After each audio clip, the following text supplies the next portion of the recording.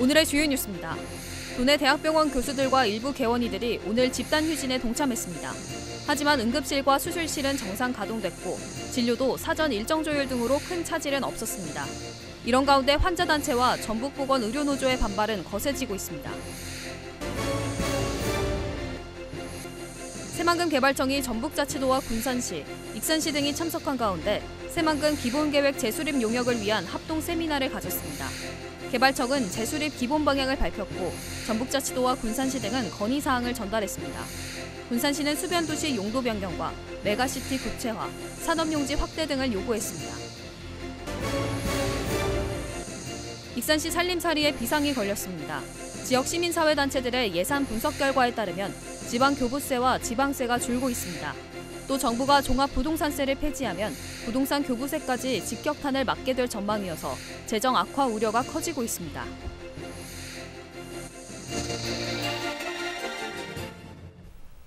여러분 안녕하십니까? 6월 18일 화요일 종합뉴스입니다. 도내 대학병원 교수들과 일부 개원이들이 오늘 집단 휴진에 동참했습니다. 다행히 수술과 진료에는 지장이 없었는데요. 하지만 집단 휴진에 대한 환자들과 전북보건의료노조의 반발은 거세지고 있습니다. 김은서 기자입니다. 18일 의료계가 집단 휴진에 들어갔습니다. 전북대병원 교수 80%와 원광대병원 교수 94.3%는 이전에 진행된 설문조사에서 휴진 동참 의사를 밝혔습니다. 실제로 휴진에 들어간 18일, 교수들은 자율적으로 휴진에 참여했습니다. 하지만 진료 일정을 미리 조정했고 응급환자, 중환자 진료와 수술 등은 정상적으로 이루어져 환자들의 직접적인 피해는 없었습니다. 오늘 외래 진료가 있으신 분도 있고 없으신 분도 있고 이렇게 좀 형태가 교수님들 진료 형태가 다양하다 보니까 조금 짓기가 어려운 상황입니다. 진료를 받으러 온 환자와 보호자는 아무 이상 없이 진료를 받았습니다. 우리 엄마 때문에 왔는데 예정대로 온 것 같은데. 개원이들의 휴진 동참도 있었습니다. 익산병의원 177곳 중 15곳이 휴진에 참여했고 군산병의원 167곳 중에는 휴진에 참여한 병의원이 거의 없었습니다. 진료에는 큰 문제가 없었지만 환자와 보호자들은 집단 휴진은 있어서는 안 된다고 말했습니다. 국내병원까지 그런다고 하니까 너무 깜깜한 것 같아. 이건 진짜 완전 폭력이요. 의료 공공성 강화 전북 네트워크는 이날 전북자치도 의사회 앞에서 기자회견을 통해 명분 없는 집단 휴진을 중단하라고 촉구했습니다. 의료계와 정부의 갈등 장기화로 환자들의 불안이 커져갑니다. KCN 김은서입니다. 집단 휴진에 나선 개원이에게 오늘 오전 9시를 기해 업무 개시 명령이 발령됐습니다. 보건복지부는 의료 공백이 현실화할 경우 현장 점검과 체증을 거쳐 의료법에 따른 업무 정지 등 행정처분을 진행한다고 밝혔습니다. 또 일방적으로 진료를 취소해 환자에게 피해를 입힐 경우에는 고발 조치할 계획입니다. 업무 개시 명령이 발령됨에 따라 익산과 군산보건소는 별도의 현장 점검반을 꾸리고 상황을 예의주시하고 있습니다. 군산에서 전염력이 높은 백일해 감염 환자가 발생하고 있어 방역당국이 긴장하고 있습니다. 군산시 보건소에 따르면 지난해에는 단 한 명도 발생하지 않았던 백일해 감염 환자가 올해는 9명이 발생했습니다. 감염 환자는 주로 초등학생과 중학생입니다. 보건소는 유행 차단을 위해 군산교육지원청과 학교의 예방접종을 독려하고 개인 방역수칙 준수를 당부했습니다. 한편 백일해는 호흡기 감염병으로 콧물이나 가벼운 기침으로 시작해 발작성 기침으로 진행됩니다. 질병관리청이 오늘 말라리아 주의보를 발령했습니다.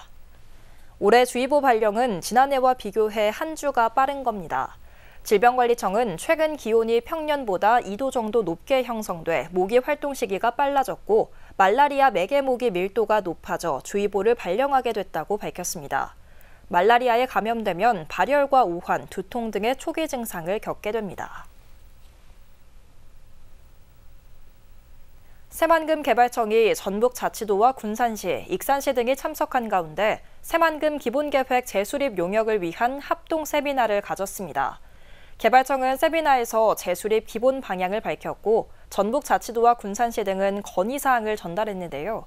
군산시는 수변도시 용도 변경과 메가시티 구체화, 산업용지 확대 등을 요구했습니다. 모영숙 기자입니다. 지난해 새만금 잼버리 파행 이후 재수립에 들어간 새만금 기본계획. 새만금 개발청은 18일 새만금 컨벤션 센터에서 전북자치도와 관련 시군 관계자 등이 참석한 가운데 합동 세미나를 열고 기본계획 재수립 용역에 들어갔습니다. 이날 세미나에는 김경환 청장과 김종훈 전북자치도 부지사, 강임중 군산시장, 정원율 익산시장 등 관련 자치단체와 전문가 등 200여 명이 참석했습니다. 이번 용역의 핵심 방향은 국내외 투자 유치 확대를 위한 기업 친화적 공간 조성. 이는 지난해 2차 전지 분야를 중심으로 새만금에 이루어진 10조 원대 민간 투자 등 달라진 대외 환경을 고려한 것으로 산업용지를 대폭 확대하겠다는 겁니다. 첨단 산업허브, 두 번째 글로벌 푸드허브, 세 번째 컨벤션, 문화관광 마이스 허브 등 3대 허브를 중심으로 새만금 기본계획을 완전히 백지 상태에서 그려나갈 것입니다. 그래서 이 기본계획을 통해서 전라북도의 100년 먹거리 산업과 대한민국의 성장 동력 산업, 동북아의 경제 중심지로 확실히 새만금을 만들어갈 것입니다. 군산시 역시 새만금 기본계획 재수립과 관련해 발빠른 움직임을 보이고 있습니다. 이미 새만금 신항과 1km에 불과한 수변도시를 항만 전용 물류단지로 활용하는 방안을 기본계획에 포함해달라고 개발청에 요구했습니다. 수변도시가 완공되면 항만 조성과 운영에 따른 비산먼지, 소음으로 거주지에 부적합하고 군산의 인구 유출이 우려된다는 겁니다. 또 농생명 309를 새만금 이산단 부지로, 새만금 산업단지 7809의 주거용지를 산업용지로 변경해 줄 것을 요청했습니다. 새만금 관할 다툼으로 개발이 늦어지는 것을 막고 새만금 인접 시공과 상생 방안을 모색하기 위해 메가시티 구체화를 통한 기본계획 반영도 건의했습니다. 지금 여러 언론에 보시다시피 지역 간의 갈등도 여러 가지가 있습니다. 이런 자체들이 좀 해소될 수 있는 그런 새만금 개발 계획을 세워서 전라북도의 미래의 새만금 기술을 진심으로 기원드리면서 아마 우리 새만금 개발청에서도 그런 부분 염두에 두시고 앞으로의 플랜을 될 수 있는 것 같습니다. 새만금 개발과 발전 방향을 주도할 기본계획, 군산시가 추진하는 지역 현안이 얼마나 반영될지 주목됩니다. KCN 모영숙입니다. 전기 선박용 배터리팩 제조업체 일렉트린이 새만금 산업단지에 입주합니다. 새만금 개발청은 오늘 일렉트린과 투자 협약을 맺었습니다. 업체는 올 하반기부터 580억 원을 투자해 새만금 산업단지 609에 전기 선박용 배터리팩과 추진 장치 등을 만드는 생산 공장을 지을 계획입니다. 400제곱킬로미터에 달하는 새만금 매립지가 지진에 취약하다는 우려가 나오고 있습니다. 새만금 개발청에 따르면 새만금 방조제는 규모 6.5, 배수관문은 규모 6.9까지 견딜 수 있고 남북도로와 교량도 내진 1등급에 맞춰졌습니다. 하지만 매립제는 계획 당시 규모 6.5를 견디게 설계됐지만 지반 조성 뒤 강도 연구는 없었던 것으로 알려졌습니다. 매립지 자체가 불안정하면 건물의 내진 설계를 하더라도 지진에 취약할 수밖에 없습니다. 군산 시민발전 주식회사 대표이사 재공모에서도 한 명이 접수한 것으로 나타났습니다. 군산시에 따르면 지난 10일부터 어제까지 시민발전 대표이사를 재공모한 결과 한 명이 등록을 마쳤습니다. 이번 시민발전 대표이사 공모에 참여한 후보는 시청 4급 공무원 출신인 것으로 전해졌습니다. 시는 추가 공모 없이 공모에 참여한 인사를 대상으로 임원 심사를 거쳐 후보자로서의 적격 여부를 판단할 예정입니다. 군산시의회 후반기 의장 민주당 후보로 5선의 김우민 의원과 4선의 설경민 의원이 경쟁하게 됐습니다. 더불어민주당 군산지역위원회는 어제 시의회 후반기 의장과 부의장 민주당 후보를 공모한 결과 이같이 등록을 마쳤다고 밝혔습니다. 당초 의장 출마가 거론됐던 삼선의 서동수 의원은 당내 조율 과정에서 부의장으로 출마하기로 한 것으로 알려졌습니다. 의장과 부의장 민주당 후보는 내일 민주당 소속 22명의 시의원들에 의해 선출됩니다. 장현국 도의원이 도의회 후반기 민주당 신임 원내대표로 선출됐습니다. 전북특별자치도의회 교섭단체인 민주당 소속 의원들은 오늘 도의회에서 의원총회를 열고 이같이 결정했습니다. 장 신임 원내대표는 도청과 의회가 견제, 협치로 도정을 혁신하고 도의회가 도청의 유능한 동반자가 되도록 노력하겠다고 밝혔습니다. 민주당 도의원들은 오는 20일 의원총회를 열고 후반기 의장단과 상임위원장 후보를 선출합니다. 한병도 의원이 저출산 극복을 위해 관련법 개정안을 대표 발의했습니다. 출산, 육아, 양육 지원 패키지법은 근로기준법과 남녀고용평등법, 고용보험법, 아동수당법 개정안을 담고 있습니다. 여성 근로자 출산 휴가를 현행 90일에서 120일까지 늘리고 육아휴직 신청이 가능한 자녀 연령은 초등학교 6학년 이하로 확대하는 것을 골자로 하고 있습니다. 또 매월 20만 원의 아동수당 지급 연령도 8세 이상 18세 미만으로 확대했습니다. 군산시가 전기 1륜차 구매 보조금을 지원합니다. 시는 올해 전기 1륜차 20대를 보급해 규모에 따라 보조금을 최대 300만 원까지 차등 지원합니다. 또 내연기관 1륜차를 폐지하고 전기 1륜차를 구매하면 30만 원을, 소상공인과 취약계층이 구매할 경우 국비 20%를 추가 지원합니다. 보조금은 판매 대리점에서 신청 가능하고 예산이 소진될 때까지 군산시에 90일 이상 주소를 둔 개인 또는 법인에 한해 신청을 받습니다.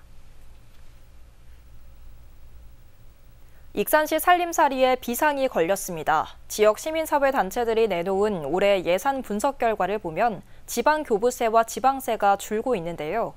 여기에 정부가 종합부동산세를 폐지하면 부동산 교부세까지 직격탄을 맞게 될 전망이어서 재정 악화 우려가 커지고 있습니다. 최정호 기자입니다.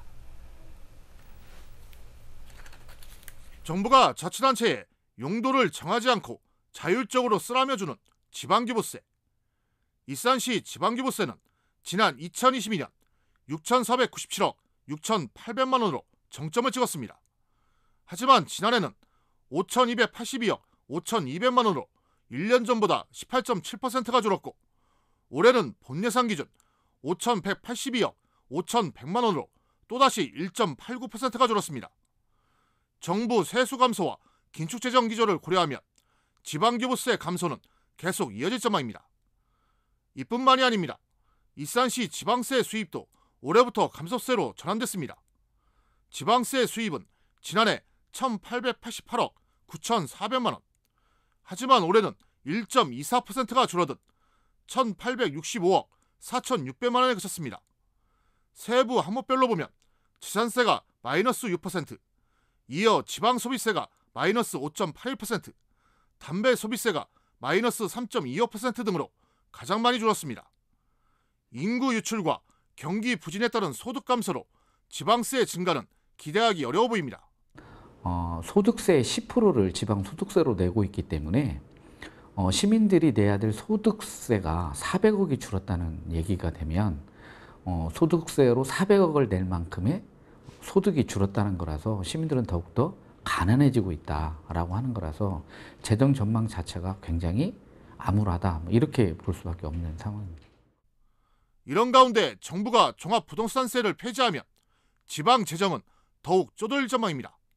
한병도 의원이 행정안전부 자료를 분석한 결과 익산시의 감액폭은 클 것으로 예상됩니다.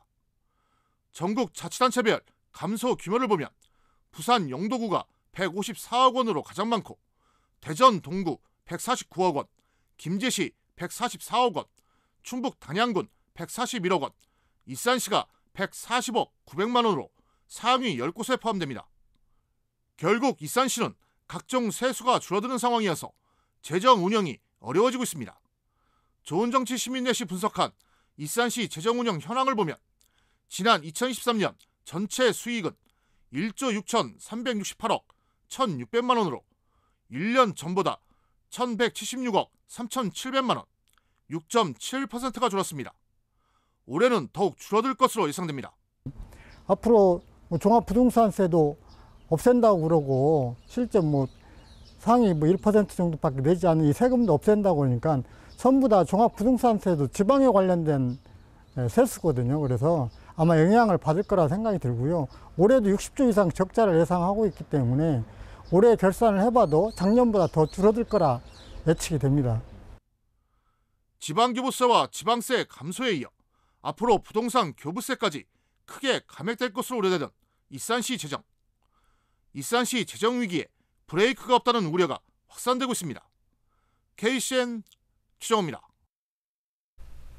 군산시의회가 올해 첫 추경에서 3억 3,500만 원을 삭감했습니다. 군산시의회 행정복지위원회와 경제건설위원회는 올해 첫 추경안에 대한 심의를 벌인 결과 각각 4건 6,400만 원과 6건 2억 7,150만 원을 삭감했습니다. 시립예술단 예산은 당초 시가 요구한 예산 1억 4,400만 원 가운데 8천만 원만 반영됐습니다.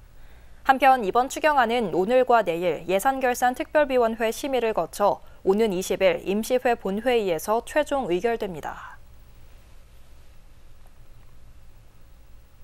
군산 월명공원에 보행약자를 위한 무장의 나눔길이 조성됐습니다. 군산시는 기존 무장의 나눔길의 3km를 연장해 월명호수 순환호수를 준공했다고 밝혔습니다. 무장의 나눔길은 경사각 8% 이하, 폭 1.5m 이상으로 휠체어 등을 이용하는 보행약자의 통행이 원활하도록 만들어졌습니다. 또 보행약자의 불편을 해소하기 위해 전동 휠체어 충전기와 장애인용 테이블, 안전 난간 등이 설치됐습니다. 익산과 전주, 부안에 오늘 오전 11시를 기해 폭염주의보가 발효됐습니다. 폭염주의보는 최고 체감온도가 33도를 웃도는 상태가 이틀 이상 계속되거나 무더위로 피해가 우려될 때 발효됩니다. 이들 지역은 내일도 낮 기온이 최고 34도까지 오를 것으로 보여 충분한 수분 섭취 등 건강관리에 주의가 요구됩니다. 오는 20일 제주부터 장마가 시작될 것으로 예보됐습니다. 기상청은 제주도에서 올해 첫 장맛비가 내리기 시작해 점차 내륙으로 확대될 것으로 전망했습니다. 올해 장마는 다음 달 중순까지 이어지겠고 북태평양 고기압과 오호츠크의 고기압 또는 티베트 고기압이 한반도 상공에서 충돌하며 많은 비를 뿌릴 것으로 예상되고 있습니다. 한편 올해는 이른 장마가 예상됐지만 평년과 비슷한 시기에 장마가 시작하게 됐습니다. 익산의 한 목재공장 야적장에서 불이 나 진화 작업이 진행 중입니다. 익산 소방서에 따르면 지난 17일 오후 23시쯤 익산 여산면의 목재공장 야적장에서 불이 나 진화 작업에 나섰습니다. 소방서는 목재 800톤이 불에 타고 공장 벽이 그을렸지만 인명피해는 없다고 밝혔습니다. 익산 소방서 관계자는 화재 원인을 자연 발화로 추정하고 무더운 날씨로 진화 작업이 지연될 것으로 예상된다고 말했습니다. 한편 익산과 군산에서는 이달에만 5차례 자연 발화로 화재가 발생했습니다. 신호를 무시하고 오토바이를 운전하다가 보행자 2명을 치어 숨지게 한 혐의로 20대 운전자 A씨에 대해 경찰이 구속영장을 신청했습니다. 군산경찰서는 사고가 중대하다고 보고 A씨에 대한 구속영장을 신청했다고 어제 밝혔습니다. A씨는 지난 15일 오후 8시 40분쯤 군산 나운동의 한 도로에서 횡단보도를 건너던 50대 B씨 등 남매를 치어 숨지게 한 혐의를 받고 있습니다. 당시 A씨는 배달 오토바이를 운전하고 있었으며 차량 신호가 적색이었지만 무시하고 달린 것으로 파악됐습니다. 전북 청년 명가에 군산과 익산 업체가 선정됐습니다. 전북도는 오늘 군산 원조 뽀빠이 냉면과 효송 그린푸드, 익산 한일식당이 전북 청년 명가에 선정됐다고 밝혔습니다. 전북 청년 명가는 30년 이상 경영하거나 가업을 승계한 우수 소상공인을 선정하는 사업으로 지난 3월 39개 업체가 신청했습니다. 선정된 업체는 지원금 1,800만 원과 TV 홍보, 전문 멘토링 지도 등을 지원받습니다. 계속해서 전북권 뉴스입니다. 시민을 위협하고 폭력을 일삼은 도내 폭력 조직원들이 무더기로 재판에 넘겨졌습니다.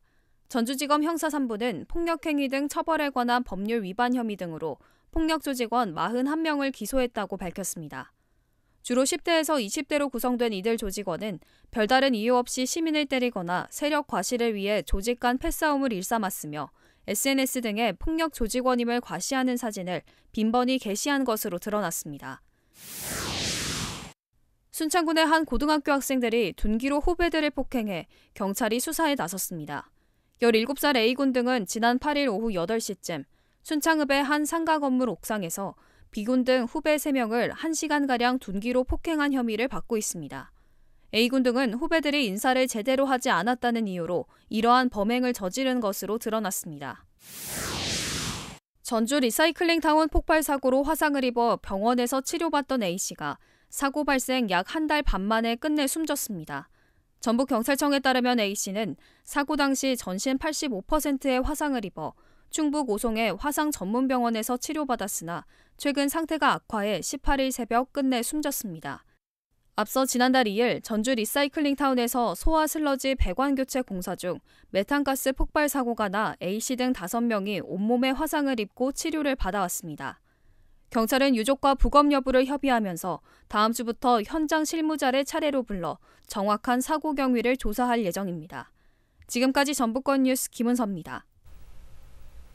군산 비흥항의 한 건어물 가게 처마 밑에 복을 가져온다는 제비가 둥지를 틀어 눈길을 끌고 있습니다. 제비 암초는 지난달 건어물 가게에 둥지를 틀고 5개의 알을 낳은 후 이달 초 새끼 제비가 부화했습니다. 현재는 어미 제비가 부지런히 먹이를 물어다 주며 어린 새끼들을 보살펴주고 있습니다. 제비는 비흥항의 새로운 인기 스타로 떠오르면서 관광객들에게 사랑을 받고 있습니다. 익산 청년시청에서 의료보건 분야 취업박람회가 열렸습니다. 익산시는 최근 의정 갈등으로 취업 위기감이 높은 학생들에게 동기를 부여하고 진로 설정을 도와주기 위해 이번 박람회를 마련했다고 밝혔습니다. 박람회에서는 원광대병원, 익산병원, 대한적십지사, 전북지사 등 총 7개 의료기관 인사 담당자가 150여 명의 학생들에게 채용 정보를 제공하고 1:1 상담 등을 진행했습니다. KCN 금강방송 지역채널 심의위원회가 오늘 열렸습니다. 이 자리에서 위원들은 현실감 있는 뉴스 영상 확보와 심층적인 취재를 강화해 줄 것을 주문했습니다. 또 지역 단체들과 연계된 다양한 프로그램 발굴과 심층 인터뷰 추진 등도 필요하다고 제안했습니다. 익산 로컬푸드 직매장 모현점이 우수농산물 직거래 사업장에 선정됐습니다. 농림축산식품부는 우수농산물을 판매한 매장에 인증제를 발급하고 있으며 인증기간은 2년입니다. 모현점은 지난 2021년 9월에 문을 열어 올해 4월까지 누적 매출은 150억 원을 넘어섰습니다. 출하농가는 485명, 출하 품목은 1000가지이며 회원수는 12,000명입니다. 다음은 우리 동네 소식입니다.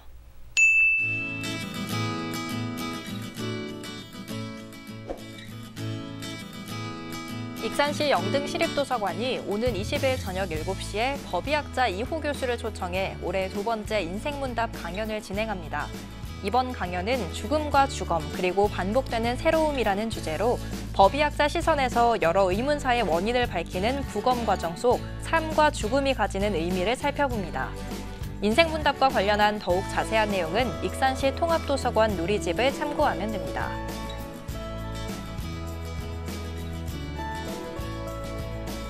군산시 나운일동 지역사회보장협의체가 올해 만 90세가 되신 4월에서 6월생 재가 어르신 4명을 대상으로 어르신 생신음식 지원 사업을 추진했습니다. 협의체 위원들은 어르신 가정을 직접 방문해 생일 케이크, 미역, 소고기를 전달하고 건강한 노후를 기원하며 생신 축하의 시간을 가졌습니다.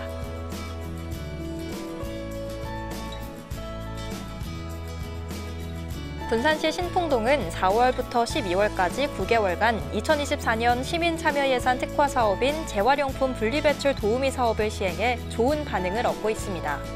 이 사업은 바른 생활 쓰레기 배출 문화 형성 및 깨끗한 주거 환경 조성을 목표로 하고 있는데요. 관내 주민 2명을 선발해 분리배출에 취약한 연립 및 단독주택, 상가 등을 주 3회 3시간씩 순회하며 활동하고 있습니다.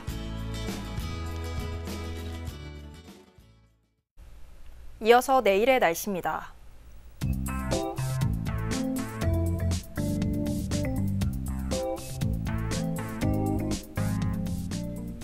내일 전북은 맑은 가운데 최고 체감온도가 31도 이상으로 올라 덥겠습니다.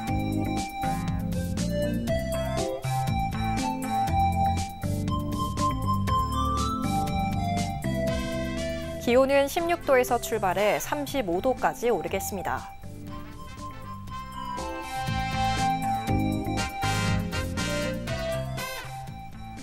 군산은 맑은 가운데 32도까지 오르며 덥겠습니다.